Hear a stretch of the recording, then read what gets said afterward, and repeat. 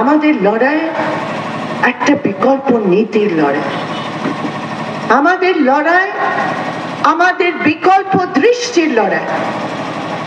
পুরো দেশের মধ্যে যেখানে বিভাজন হয়ে মাইনরিটির উপর,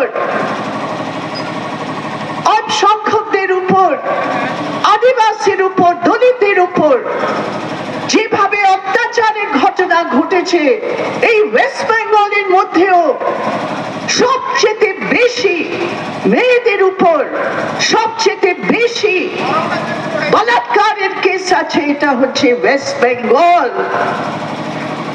একটা প্রদেশ যদি ছিল এই গত 5 বছরে যেখানে একটাও ঘটনা ঘটেনি, যেখানে কমিউনাল হারমনির একটা মিশাল ছিল, সেই প্রদেশ আছে কেরালা, যেখানে লাল ঝান্ডা, এই লাল ঝান্ডার নেতৃত্ব, এই বামফ্রন্টের নেতৃত্ব।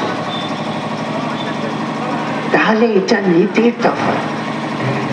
মাইনিং এর জন্য জমিন দেওয়া হচ্ছে কিন্তু চাকরি নেই।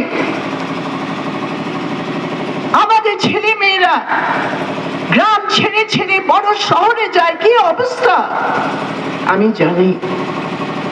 পার্টির কাজে অনেক জায়গায় যেতে হয়, আর প্রত্যেক জায়গায় গিয়ে আমরা দেখি ওয়েস্ট বেঙ্গলের ছেলে মেয়েরা ছোট হোটেলে 5,000, 6,000, 8,000 টাকার জন্য কাজ করছে। কেউ ঠেলা গাড়ি করছে, কেউ ছোট দোকান, কোনো ছোট হোটেলে। বাড়ি নেই, ঘর নেই, জায়গা নেই থাকার।